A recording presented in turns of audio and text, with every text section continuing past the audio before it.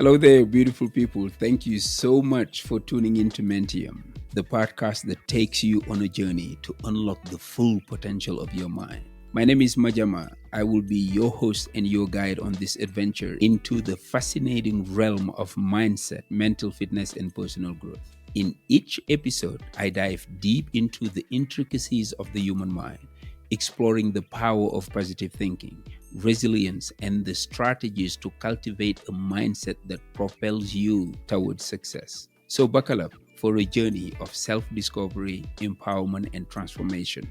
Get ready to unleash the power of your mind with Mentium. Hello and welcome. Thank you so much for joining me one more time on Mentium. I am so pleased and honored to have you around at the release of a new episode. So thank you so much. Today, I would like to explore a concept that affects many people in various aspects of their lives: learned helplessness. But to start, let's define what learned helplessness is. Coined by psychologist Martin Seligman and Steve Meyer in the 1960s, learned helplessness refers to a mental state where an individual, after experiencing repeated adverse events beyond their control, believes that they are powerless to change their situation, even when opportunities for change do exist. Have you ever given up on a dream of yours lately? Did you think because you failed in the past in what you were pursuing that you will get the same results? If these thoughts have crossed your mind, then you might be suffering from learned helplessness. This might be a familiar concept to you, but it was totally new to me when I first heard it on personal development guru Tony Robbins. Not knowing anything about learned helplessness, even though I suffered from it myself, I went researching the term, and the following is what I found out.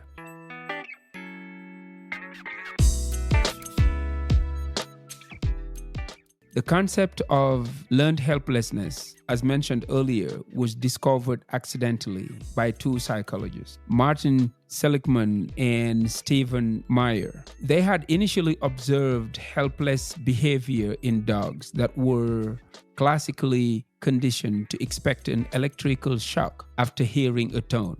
Later, the dogs were placed in a shuttle box that contained two chambers separated by a low barrier. The floor was electrified on one side and not on the other side. The dogs that previously subjected to classical conditioning made no attempts to escape, even though avoiding the shock simply involved jumping over a low barrier. Those dogs believed that they had no control over their situation, so they accepted their plight and did nothing. Now, humans are not very different when it comes to learned helplessness. How many of us give up at the first sign of difficulty because of a past experience? Because we failed at something before, we think that there is no point trying again. I do not believe that people are born negative or complacent. I believe that they are influenced and conditioned by their environment. However, it does not have to be that way. We have the power to change ourselves. We have the power to change our circumstances and change the things around us. So settling should not be an option. But now let's talk about how learned helplessness can manifest in various areas of our lives. In the field of education, students who repeatedly struggle may begin to believe that they are incapable of succeeding, leading to disengagement and poor academic performance. In the workplace, employees in toxic work environment may feel powerless to improve their situation, resulting in reduced productivity and job satisfaction. In abusive relationships, victims may feel that they cannot escape or change their circumstances, perpetuating the cycle of abuse. When it comes to health, patients with chronic health might develop learned helplessness believing they cannot improve their health outcome, impacting their adherence to treatment and lifestyle changes. Understanding these contexts helps us recognize the broad impact of learned helplessness and the importance of addressing it.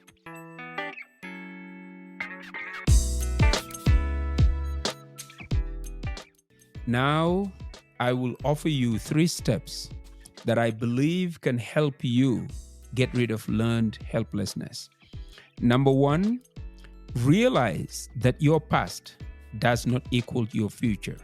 You need to understand that you are more than where you come from. The past is over and gone. Spending your time thinking about it will not help. Your past failures have nothing to do with your future successes.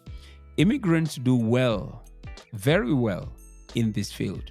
No matter where they came from, no matter what their past experiences were, they come to a new place hungry for success. Most make it in a big way, regardless of where they landed or what they started with. One thing I know that helps immigrants a lot is the notion of intelligent ignorance. That is when you do not know that something cannot be done, so you go ahead and do it anyway. For instance, aerodynamically, the bumblebee should not be able to fly. But because it does not know that, it flies anyway.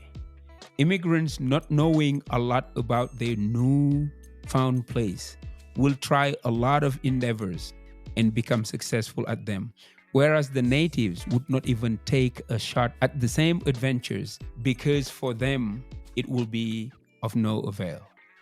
Number 2, be patient. Since success does not come overnight, regardless of what you might believe, you will have to take the patience pill from time to time and relax a little bit. Just because you try it one more time and you are not successful does not mean that you are a permanent failure. All great achievements require time, said the great American poet Maya Angelou. Being patient has its values. It not only develops understanding, but also helps you appreciate the process of growth. One way to develop patience is to do something else in the meantime. When you get stuck in a project, whether you were writing a book or you were coding a software, put it aside, take a break, or get involved in something totally different in nature. That would clear your thoughts and give you a fresh start when you come back to it. At the same time, it allows time to do its work. Number 3, change your approach. Albert Einstein famously remarked that doing the same thing over and over again and expecting different results is the definition of insanity. When you want a different outcome, you must have a different input. If you were unsuccessful in the past, that should not become your reality in the present. As I said earlier, you have the power and the ability to change things. Sometimes it is not what you do, but who you surround yourself with that gives you unwanted results.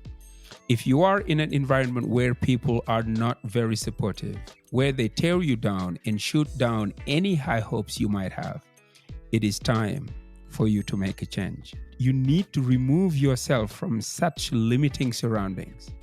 As Eleanor Roosevelt once observed, no one can make you feel inferior without your consentment. You are never helpless. In fact, you are unlimited in potential.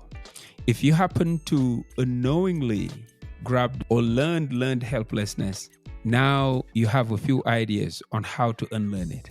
I hope they will help you.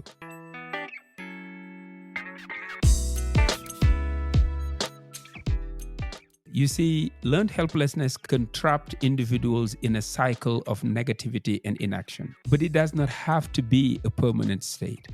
By realizing that the past does not define the future, practicing patience, and changing approaches and environments, you can break free from the chains of learned helplessness. Embrace the belief that you have the power to change your circumstances and take proactive steps towards your dream.